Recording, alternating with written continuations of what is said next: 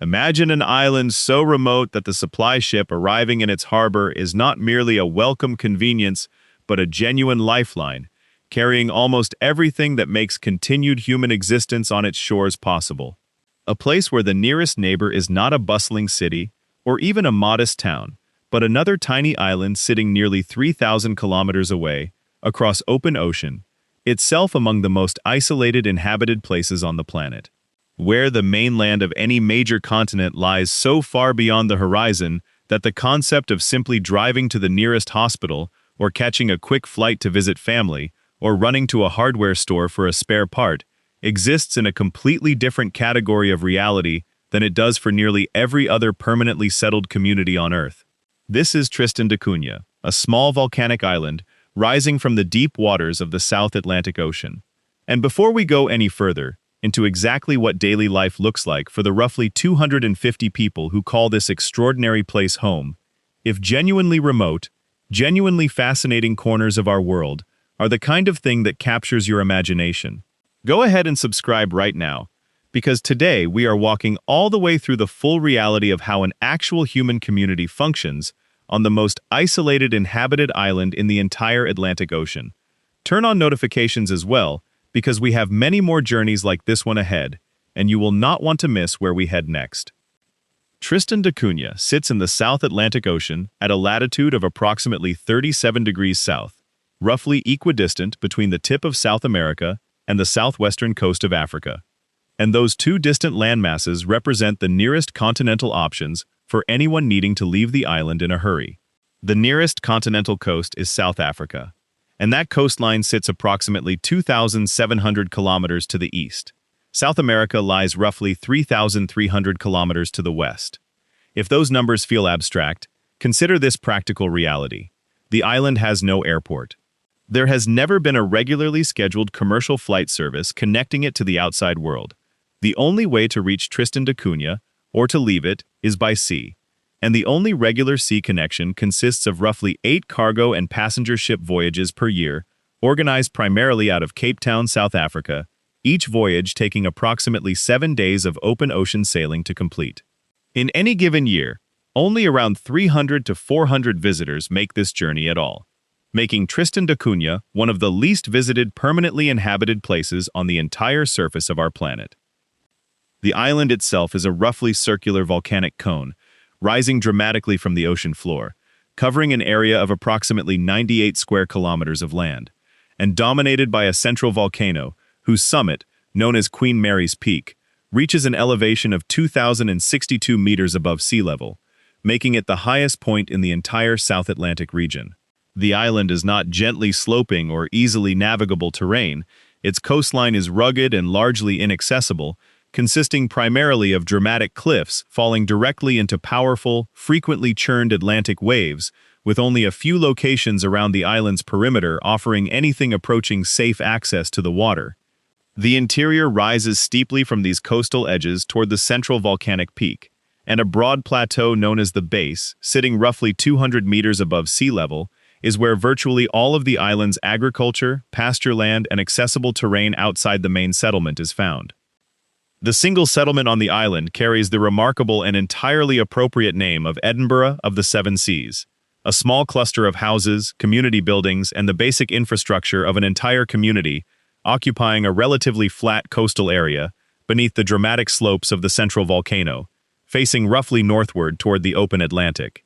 This is where every one of the island's 250 or so residents lives. There is no other settlement. There is no second town. There is no hamlet further along the coast or up in the hills, where a few families have chosen to live a little more separately. Edinburgh of the Seven Seas is simply, completely, entirely where life on Tristan da Cunha happens, and this concentrated arrangement of a small community on a remote island gives daily life there a quality of closeness and shared experience that would be essentially impossible to replicate anywhere more connected to the broader world.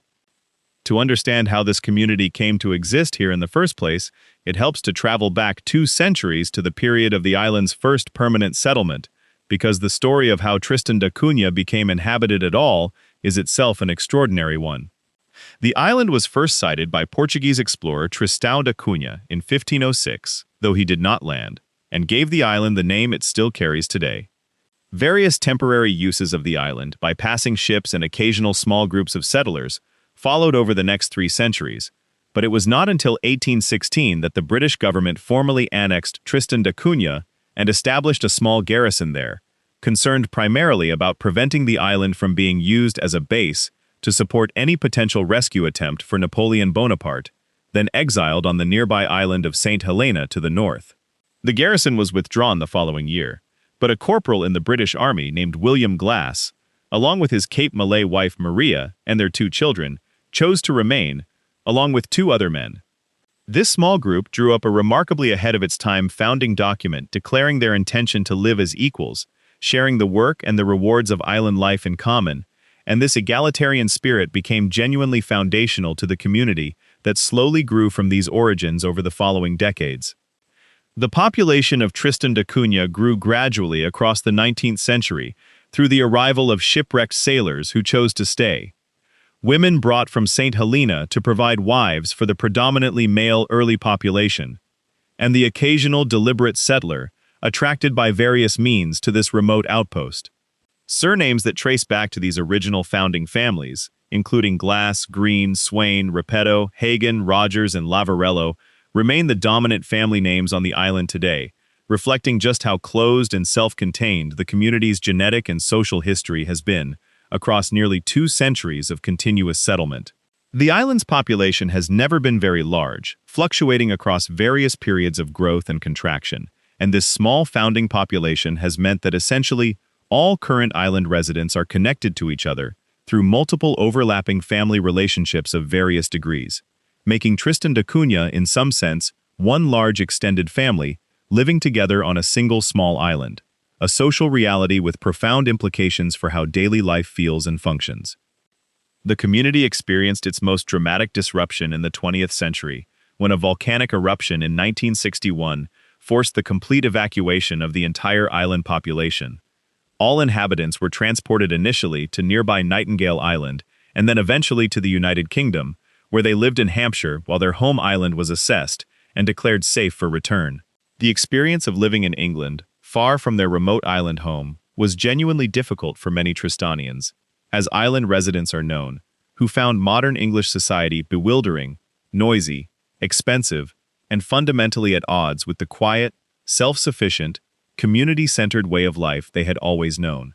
When the opportunity to return came in 1963, the overwhelming majority of the evacuated population chose to go back to Tristan da Cunha, rather than remain in England, a decision that spoke volumes about how deeply attached this community had become to their specific, extraordinary home, despite having had the opportunity to remain in one of the world's more accessible and comfortable developed nations.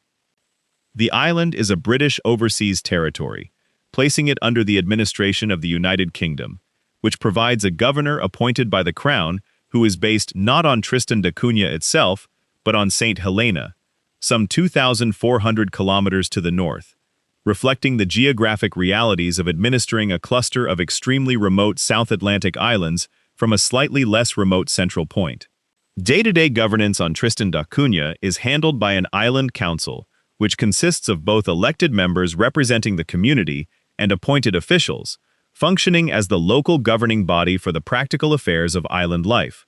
This council makes decisions about everything, from the allocation of land and housing to the management of community resources, operating within the framework of British territorial administration while maintaining the genuine local authority necessary for a community this remote and self-contained to manage its own immediate affairs effectively. The economy of Tristan da Cunha is unlike almost any other economy found anywhere else in the world today, shaped so completely by isolation and small scale that most conventional economic frameworks struggle to capture what actually makes it function. The island's primary commercial economic activity is the harvesting and processing of crawfish, known more formally as spiny lobster, from the surrounding South Atlantic waters, an industry that provides the main source of both employment and export revenue for the community. A crawfish cannery operates on the island, processing the catch and shipping the canned product out on the periodic cargo vessels for sale, primarily in markets including the United Kingdom and South Africa, providing the island with the main mechanism through which cash income enters the community at all. This fishing and processing operation is not a large-scale industrial enterprise, but rather a community-managed activity, employing a significant portion of the island's working population, reflecting the broader character of economic life on Tristan da Cunha, where the scale of everything is modest, community-managed, and oriented towards sustaining the population, rather than generating profit for external investors or shareholders. The crawfish harvest is carefully managed with attention to sustainability, given that the surrounding waters represent the island's most valuable natural resource, and one that a community this isolated simply cannot afford to mismanage or deplete. Fishing grounds around Tristan da Cunha and its neighboring uninhabited islands, Nightingale Island and Inaccessible Island, fall within a protected maritime zone, reflecting both conservation values and the practical reality that these waters are genuinely irreplaceable to the island's economic survival. Beyond the crawfish industry, economic activity on the island includes a range of smaller-scale community endeavors. The island operates a small postal service, issuing distinctive Tristan da Cunha stamps that have become genuinely collectible worldwide among philatelists, providing a supplementary income stream that far outweighs the humble simplicity of its origins. A small shop carries basic goods and supplies for island residents. Tourism, though extraordinarily limited by the practical difficulties of simply reaching the island at all, generates some revenue from the small number of visitors who do make the effort to come. And the island receives financial support through its relationship with the United Kingdom, which provides various forms of assistance helping to maintain the basic infrastructure necessary to sustain a permanent community in such a remote location. What is perhaps most remarkable about the economy of Tristan da Cunha, however, is not any of these specific activities, but rather the degree to which daily economic life continues to rest on a foundation of genuine subsistence, community sharing, and non-monetary exchange in a way that has essentially vanished from most of the rest of the modern world. Islanders grow their own vegetables in community and family gardens on the base plateau above the settlement. They keep cattle, sheep, and poultry that provide meat, milk, and eggs. They fish for both commercial purposes and household consumption. They maintain an intricate web of informal exchange and mutual assistance with neighbors and relatives that supplements whatever cash income they earn from commercial activities.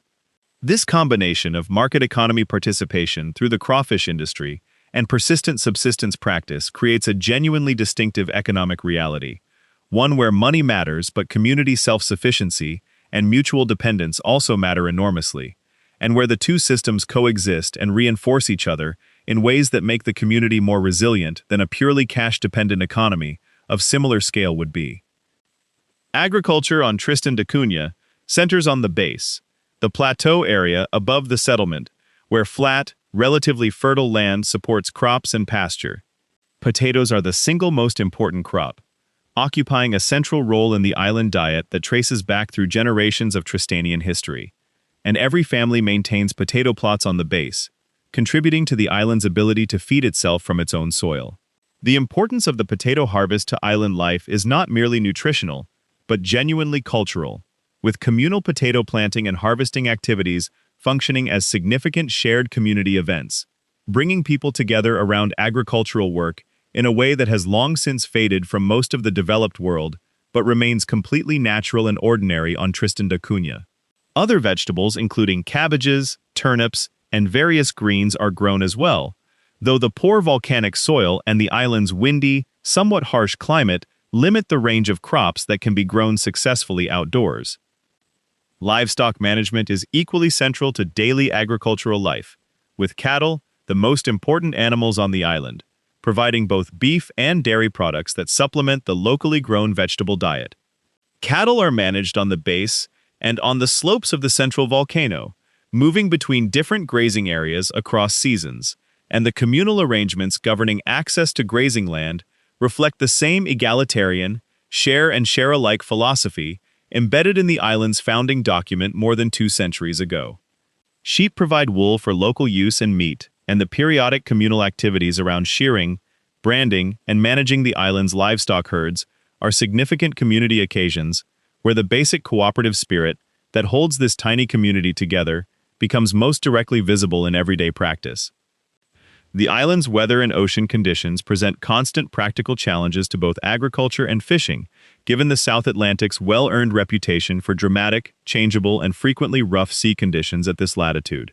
Strong westerly winds are essentially the norm rather than the exception around Tristan da Cunha, and severe storms are a regular seasonal feature of island life. The practicality of being able to launch and retrieve fishing boats from the island's small harbor depends heavily on sea conditions, meaning that fishing activity is genuinely weather-dependent in a direct, immediate way that fishermen in more sheltered locations rarely experience. The island's only harbor, at the settlement, is a modest facility capable of handling the periodic cargo ships and the island's fleet of small fishing longboats, and the management of boat launches and retrievals in Atlantic conditions is an ongoing practical skill that island men learn from childhood and continue practicing throughout their working lives. Housing in Edinburgh of the Seven Seas reflects a practical, modest, community-oriented approach to shelter, shaped by the island's material realities and its social character. Homes are relatively simple in their construction, built to withstand the island's frequently powerful winds, while providing comfortable, warm, functional living space for island families. The settlement has a compact, organized character, with houses, the community hall, the school, the church, various workshop and storage buildings, and the administrative and commercial facilities of island life, all arranged within a relatively small area, reflecting both the limited flat, accessible land available in the settlement location and the community's naturally close-knit social organization. Gardens surrounding homes reflect the practical orientation of island life, producing vegetables, keeping small numbers of chickens, and generally contributing to the household subsistence capacity that supplements commercially purchased or imported goods. The availability of imported goods on Tristan da Cunha is of course directly and completely dependent on the ship's schedule, and this dependency shapes daily household logistics in ways that residents of more connected communities rarely have occasion to think about. When a ship arrives, it brings the external goods that cannot be produced on the island, including fuel, building materials, medical supplies and equipment, clothing, various foodstuffs that cannot be grown locally, electronic equipment, spare parts for vehicles and machinery, and all the other material inputs that a small modern community requires. The interval between ships can be substantial, typically ranging from several weeks to potentially several months depending on the time of year and the vagaries of weather and scheduling, meaning that households must maintain appropriate reserves of essential items and plan their consumption accordingly. Running out of something important, simply because there is no store to visit and no delivery service to call upon, is a genuine practical reality on Tristan da Cunha, teaching residents a kind of careful, planned approach to household resource management that is essentially a survival skill in their specific circumstances. The community hall in Edinburgh of the Seven Seas serves a role in daily social life that is difficult to overstate, functioning as the central gathering place for the entire community, and hosting everything from formal meetings of the Island Council to community film screenings, dances, celebrations, and the various social occasions that provide the recreational fabric of life on such a small, isolated island. Because there is no cinema, no significant restaurant scene, no nightclub district, no theater, and very limited entertainment infrastructure of the kind residents of larger, more connected communities take for granted, the community hall represents a genuinely crucial social institution, the place where the community comes together regularly to reinforce the bonds of shared experience and mutual relationship that make life on Tristan da Cunha workable and meaningful for its residents. The social value of this communal gathering space cannot be measured in purely physical or economic terms because what it actually provides is the community's ongoing sense of itself as a coherent, connected, mutually supportive group of people sharing an extraordinary situation. Religious life on the island centers on the Anglican Church in Edinburgh of the Seven Seas, which has served as the spiritual home of the Tristanian community since the 19th century, when Anglican missionary contact first established a formal church presence on the island. The church building itself is a modest but meaningful structure, and regular Sunday services draw a significant proportion of the island's population together in shared worship, reinforcing both the religious dimension of community life and the regular communal gathering that such a small, tight community needs to maintain its cohesion. The church also provides a framework for marking the significant passages of life, births, confirmations, marriages, and deaths, with the particular intimacy that comes from these events occurring within a community so small that every individual occasion involves people known personally by essentially every other resident of the island. Education on Tristan da Cunha is provided through the island's school, which serves children from the very youngest through the secondary level, teaching a curriculum broadly aligned with United Kingdom educational standards, reflecting the island's status as a British overseas territory. The school staff includes both islander teachers and teachers posted to the island from the United Kingdom, serving for defined periods as part of the administrative support relationship between the territory and the British government. Class sizes are necessarily very small given the island's population, and children throughout their school years are learning alongside the same small group of classmates, who are in most cases also neighbors and cousins and the children of their parents' closest friends, creating a school experience that is simultaneously intimate and quite limited in terms of the diversity of experiences and perspectives it brings together. For higher education and vocational training beyond what the island school can provide, young Tristanians face the same fundamental challenge encountered by young people in remote, isolated communities everywhere in the world, which is that pursuing advanced education essentially requires leaving home entirely. Young people from Tristan da Cunha who wish to pursue university degrees or specialized vocational qualifications typically travel to the United Kingdom to do so, undertaking a journey that is as much a psychological and cultural transition as a physical one, moving from a community of 250 people, where they know absolutely everyone, to British cities and educational institutions, where they may encounter more people in a single day than live on their entire home island. Some of these young people ultimately choose to build their lives on the mainland and do not return to Tristan da Cunha permanently, while others complete their studies and come back, bringing new skills and perspectives that contribute to the island community's ongoing development and capacity.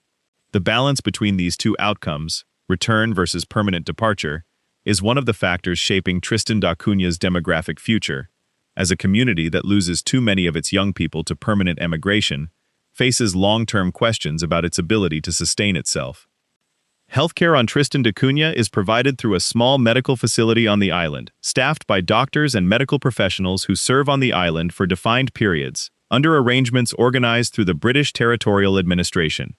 This facility can handle routine medical care, basic procedures, dental care, and a range of common health needs for the island population.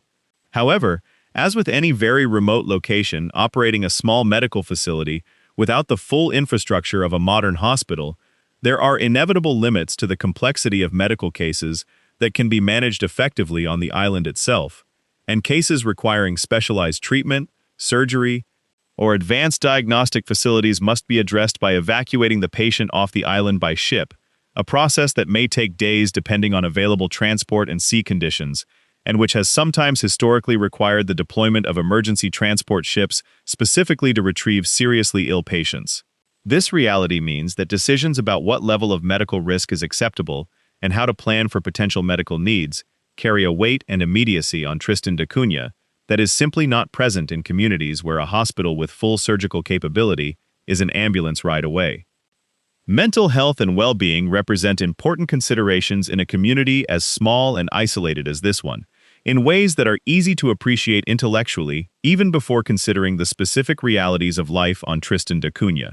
The extraordinary degree of proximity to the same small group of people, day after day, year after year, without the ability to simply get away for a weekend in another city, to visit different friends in a different place, to experience the kind of voluntary solitude or change of scene that most people use naturally to refresh themselves, creates social pressures and psychological demands that are genuinely distinctive to environments of extreme isolation and small scale. The community's long experience living together in these conditions has produced social norms and informal practices for navigating interpersonal friction and maintaining psychological equilibrium within the group. Given that the alternative, allowing interpersonal conflicts or social tensions to fester unresolved in a community this small, would be genuinely destabilizing for the entire group's functioning and well-being. The internet and modern communications technology have brought significant changes to daily life on Tristan da Cunha over the past couple of decades, connecting the island to the broader world in ways that were completely impossible for most of the community's history. Residents can now communicate with family members and friends who have relocated to the United Kingdom or elsewhere, access news and information from around the world, and participate in global digital culture, in ways that would have been entirely unimaginable to their grandparents and great-grandparents. The psychological significance of this connectivity for a community that lived in very nearly complete communication isolation for most of its history is difficult to fully appreciate, but it is substantial, providing access to information, entertainment, social connection, and the simple awareness of being part of a broader world that genuine isolation had previously made essentially unavailable.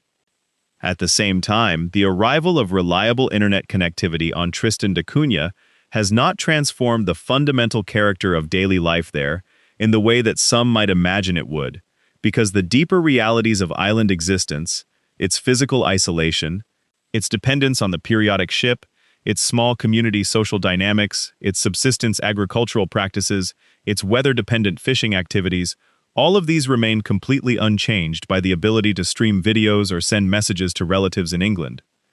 The internet provides a window onto the broader world, but it does not change the physical fact of being 2,700 kilometers from the nearest continental coast, with no airport and 8 ships a year, and the community's daily life continues to be organized around those physical realities rather than the virtual connections that now supplement them.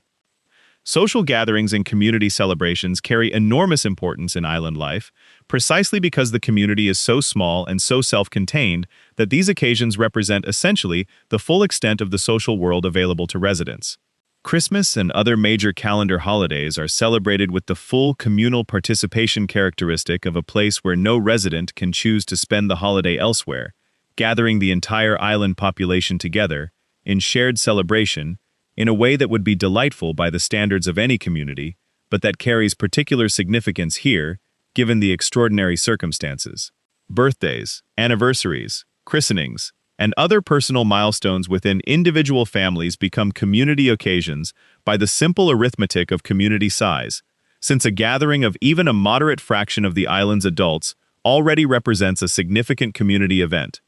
Music and dancing hold a cherished place in Tristanian social life, with musical traditions on the island tracing back through the mixed heritage of the founding population, incorporating British, American, and other influences absorbed from the passing ships and occasional newcomers who contributed to the island's population across the 19th and early 20th centuries. Community dances in the community hall are a regular feature of island social life, bringing the population together for evenings of music, dancing, and social connection that serve as important emotional releases and community bonding occasions, given the absence of other entertainment alternatives. These gatherings reinforce the community's sense of itself as a cohesive, celebratory group capable of finding genuine joy and social pleasure within its own resources, without needing to look outward to entertainments and diversions available only elsewhere. The relationship between Tristan da Cunha and the natural world surrounding it is simultaneously practical and deeply felt, in the way characteristic of communities whose survival has historically depended on attentive, careful engagement with their immediate natural environment. The island sits within one of the most biodiverse marine environments in the South Atlantic, with surrounding waters supporting not only the commercially important crawfish population, but also extraordinary concentrations of seabirds, marine mammals, and fish species drawn to the productive, cold, nutrient-rich waters in this part of the ocean. The neighboring island of Inaccessible Island, which is genuinely difficult to access given its cliffy coastline and rough surrounding seas, is a UNESCO World Heritage Site recognized for its extraordinary ecological significance, hosting breeding populations of various seabird species found nowhere else on Earth, and representing one of the few genuinely untouched island ecosystems remaining in the world today. Bird life around Tristan da Cunha is extraordinary by any measure, with the islands and their surrounding waters providing critical breeding habitat for enormous populations of petrels, albatrosses, penguins, and other seabirds that depend on the South Atlantic for their survival. Island residents live in genuine daily proximity to this remarkable wildlife, with seabirds nesting on slopes above the settlement, albatrosses soaring overhead on their extraordinary wandering flights across the South Atlantic, and rockhopper penguins occupying coastal areas around the island's perimeter. This proximity to remarkable wildlife is simply the backdrop of ordinary daily life for Tristanians in a way that would represent an extraordinary bucket list experience for most people from more populated, developed parts of the world, and it contributes to the particular character of existence on this island, where the natural world is not something visited occasionally in parks or nature reserves, but simply the permanent, surrounding context of everyday life. Conservation awareness has become an increasingly explicit aspect of community identity on Tristan da Cunha, reflecting both genuine environmental values held by islanders who live in such close relationship with the natural world around them, and the practical understanding that the ecological health of the surrounding marine and terrestrial environment is directly connected to the community's own long-term well-being and economic survival. Efforts to control and manage introduced species, particularly rats and mice that arrived on the island with early settlers and that devastate seabird nesting populations, represent a significant ongoing conservation challenge on Tristan da Cunha, as they do on many remote islands around the world, where introduced predators and competitors have disrupted ecosystems that evolved entirely without such pressures. Climate change carries particular significance for Tristan da Cunha, as it does for other small, remote islands sitting in the middle of large ocean expanses. Changes in sea surface temperatures affecting fish and crawfish populations, shifting storm patterns and frequency affecting both the safety of fishing operations and the reliability of the ship schedule, and the broader uncertainty about how a warming ocean and atmosphere will affect this specific corner of the South Atlantic, all represent genuine, long-term concerns for a community whose existence depends so directly on the productivity and predictability of the natural systems surrounding it. These concerns are not abstract future worries for Tristanians, but rather immediate practical considerations, feeding into how the community manages its fishing grounds, plans its agricultural activities, and thinks about the sustainability of the island lifestyle across future generations. The governance structure of Tristan da Cunha has evolved significantly since the community's founding, and the contemporary Island Council represents a genuinely democratic local institution within the British territorial framework, handling the practical management of community affairs with a degree of local autonomy appropriate to a community so remote that direct administration from anywhere else would be impractical as a matter of course. The island administrator, posted from the United Kingdom, works alongside the Island Council in managing the territory's relationship with British governmental institutions, ensuring the flow of support and resources that underpin the community's capacity to function at a modern standard of living despite its extraordinary isolation. This relationship between island self-governance and British oversight has generally functioned smoothly, reflecting the reality that a community this remote and this self-sufficient has necessarily developed the capacity to manage most of its own affairs through long practical experience, while genuinely benefiting from the material support and broader institutional connection that the British territorial relationship provides. The Postal Service on Tristan da Cunha deserves particular attention, not merely as a practical communication service, but as a remarkable symbol of the island's ongoing connection to the broader world. Tristan da Cunha stamps have been issued since the mid-20th century, and among philatelists and stamp collectors worldwide, they carry a distinctive prestige connected to the extraordinary remoteness of their origin.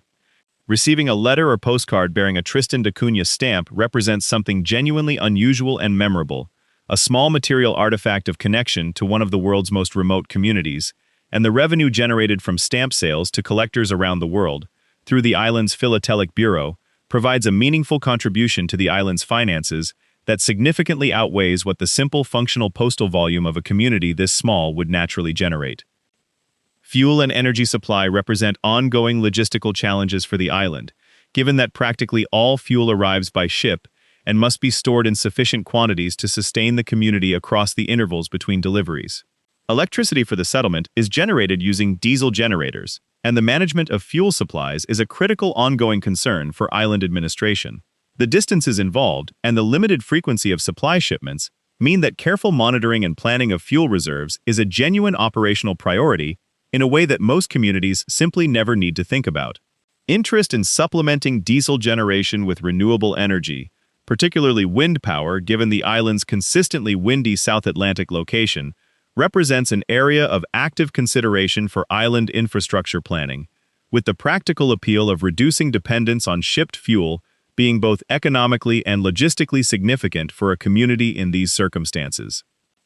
The psychological experience of living on Tristan da Cunha, viewed from the outside, raises questions that are entirely natural and that many people will find themselves wondering about when they first learn of this community's existence. What does it feel like to live in a place where you genuinely cannot leave quickly, where a medical emergency means waiting potentially days for evacuation, where the entire social world of your daily life consists of the same 250 people you have always known. And the honest answer, based on what islanders themselves have expressed across various accounts and interactions with visitors and researchers who have spent time with the community, is that for people who grow up on Tristan da Cunha and choose to remain, these circumstances are simply the normal conditions of their lives, not experienced primarily as deprivations, but as the particular texture of a life that also includes extraordinary community closeness, a genuine relationship with a remarkable natural environment, a meaningful participation in a way of life with deep historical roots, and a strong sense of identity connected to one of the world's most singular places. This does not mean that island life is without frustrations or challenges, and Tristanians are entirely clear-eyed about the genuine difficulties that come with their circumstances. The lack of medical facilities for serious conditions is genuinely worrying, and families dealing with complex medical needs have had to make genuinely difficult choices about whether to relocate to the United Kingdom for treatment, or risk managing conditions with the limited resources available on the island. The impossibility of simply visiting friends or family who have moved elsewhere, or of taking a holiday somewhere different for a change of scene, is a real limitation that residents feel, even if they have built genuinely satisfying lives within the constraints it creates. And the social intensity of a community this small, where everyone knows your business and privacy, in any conventional sense is essentially unavailable, can create genuine pressures that some individuals find difficult to manage over the long term. The question of who chooses to stay on Tristan da Cunha and who chooses to leave permanently is one of the most significant ongoing dynamics shaping the community's future.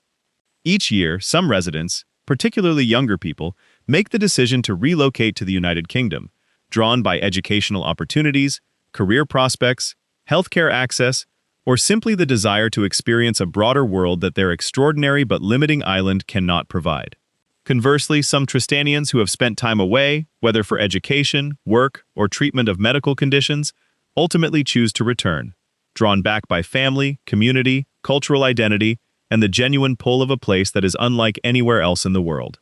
The balance between these outflows and returns, alongside new arrivals, including occasional permanent newcomers joining the community through marriage or other connections, determines the island's demographic trajectory and its long-term capacity to sustain itself as a functioning community. Newcomers to Tristan da Cunha represent an interesting aspect of the community's history and contemporary reality. Across the 2 centuries of the island's settlement, individuals from various backgrounds have occasionally arrived and integrated themselves into the Tristanian community, contributing to the social and genetic fabric of the island in ways that have added some diversity to what would otherwise be a very small and very closed founding population. In recent decades, the arrival of individuals from St. Helena through family and marriage connections has represented one such source of new community members, while various administrative staff, teachers, and medical professionals posted to the island from the United Kingdom contribute to the social fabric of the community during their tenure there, though most of these positions are temporary rather than permanent. The Island Council and broader community have naturally developed thoughtful perspectives on the question of who is welcomed as a permanent resident, given the significant practical constraints on the island's capacity to support its population from local resources. The island's terrain beyond the settlement area offers a remarkable natural landscape that serves both practical purposes and provides recreational opportunities for residents. Hiking the slopes of the central volcano up toward Queen Mary's Peak is a significant physical undertaking, given the elevation gain and the frequently challenging weather conditions, but it provides access to dramatic views across the island and the surrounding South Atlantic Ocean that are genuinely extraordinary by any measure. The base plateau, where agricultural activity is concentrated, serves as a regular destination for residents heading out to tend their potato plots and check on their cattle, providing a form of daily or regular movement through the landscape that is both productive and connects residents to the island's terrain in a direct, physical way that much more passive transportation-dependent lifestyles do not offer. Trips to the coastline for fishing, for recreational purposes, or simply to watch the sea conditions represent another regular engagement with the island's natural surroundings, and the rhythms of daily movement through this specific, extraordinary landscape are part of what makes the experience of living on Tristan da Cunha genuinely distinctive. The surrounding waters of Tristan da Cunha are accessible by the island's fleet of longboats, which are the primary vessels used for the crawfish fishing operations and for various other maritime activities around the island's coastline. These boats are managed communally, maintained carefully given the practical impossibility of simply ordering replacement parts or bringing in outside repair expertise quickly, and operated by islanders whose familiarity with the local sea conditions, the behavior of the South Atlantic swells, and the specific challenges of working around the island's rocky coastline represents an accumulated body of practical knowledge passed down through generations and continually refined through lived experience. The boat pool and its management are overseen by the Island Council as part of the broader communal organization of economic life on the island. The historic connection between Tristan da Cunha and passing ships across the 19th and early 20th centuries shaped the community's development in ways that are easy to underestimate.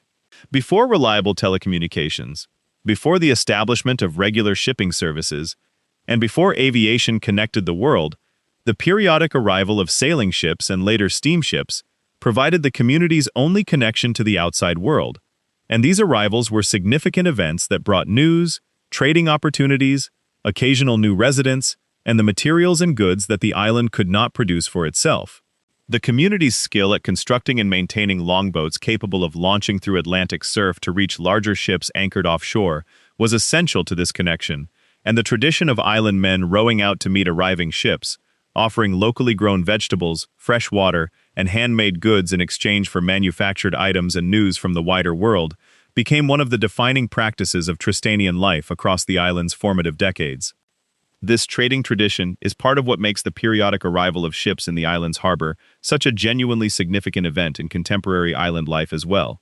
even though the nature of what arrives and the communications context within which it occurs are dramatically different from what they were a century ago. The arrival of a supply ship is not merely a logistics event, but a social occasion, bringing news in a tangible form through the goods and materials it carries, sometimes bringing new visitors and returning islanders, and providing the practical connection to the outside world that sustains daily life on the island in the most literal material sense. Residents gather at the harbor when ships arrive, watching the careful process of anchoring, launching transfer vessels in the sometimes challenging harbor conditions, and beginning the work of unloading whatever has been transported across the South Atlantic to sustain the community for the next weeks or months.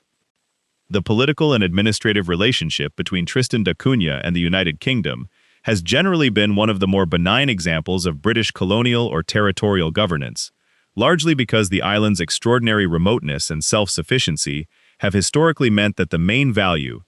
of the relationship to islanders has been material and institutional support rather than any significant extraction of local resources, and because the small, resilient community has maintained strong enough local governance traditions to manage its own affairs with considerable autonomy within the broader territorial framework. The British government provides various forms of financial and administrative support that would be difficult or impossible to source from elsewhere given the island's size and location, and the relationship generally functions in a manner that island residents regard as broadly beneficial, even as questions about the precise nature and future of the territorial relationship occasionally arise in broader discussions about the governance of British overseas territories more generally. The issue of population sustainability represents one of the most significant long-term challenges facing Tristan da Cunha, and it is a question that the community and its administrators think about carefully given the demographic arithmetic involved. With a total population of only around 250 people, the community is operating close to the minimum threshold for sustainable social and economic functioning in various respects, particularly given the small gene pool implications for long-term population health. The limited labor supply available for the various functions the community must perform to sustain itself, and the challenge of maintaining the critical mass of working-age residents necessary to keep the crawfish fishing operation and other essential community functions running effectively. Any significant emigration trend among working-age islanders, or any significant decline in birth rates, carries proportionally greater demographic implications than it would for a community of any larger size, and these concerns feed directly into how the community thinks about everything from encouraging young people to remain or return after education to decisions about accepting new permanent residents from outside. The natural beauty of Tristan da Cunha experienced directly rather than through photographs or descriptions, is apparently genuinely striking to all visitors who make the extraordinary effort required to reach the island. The dramatic volcanic peak rising from the open ocean, visible from considerable distances on clear days and frequently wreathed in cloud as weather systems move through, gives the island a presence and a drama that few other island landscapes can match. The coastline, with its combination of sheer volcanic cliffs and the powerful South Atlantic swells breaking against them, has a raw, elemental quality that reflects the island's position as a genuine outpost in the middle of a large, often stormy ocean. The settlement itself, nestled beneath the volcano's slopes with the ocean immediately before it, and the dramatic terrain rising behind, has a visual character that photographs capture partially, but that the full sensory experience of being present in that specific place, hearing the wind and the sea, feeling the dampness and the chill of the South Atlantic air, apparently makes fully comprehensible only to those who have actually stood there.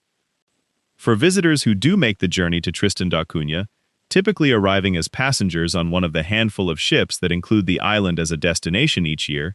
the experience is inevitably shaped by the awareness of just how far from anywhere else they have traveled, and by the extraordinary contrast between the modest, quiet, practical character of the settlement and the dramatic natural setting surrounding it. The residents they encounter are generally welcoming, but notably unsentimental about their island's extraordinary circumstances, comfortable in their own way of life, and not primarily oriented toward performing their isolation for the fascination of outside visitors.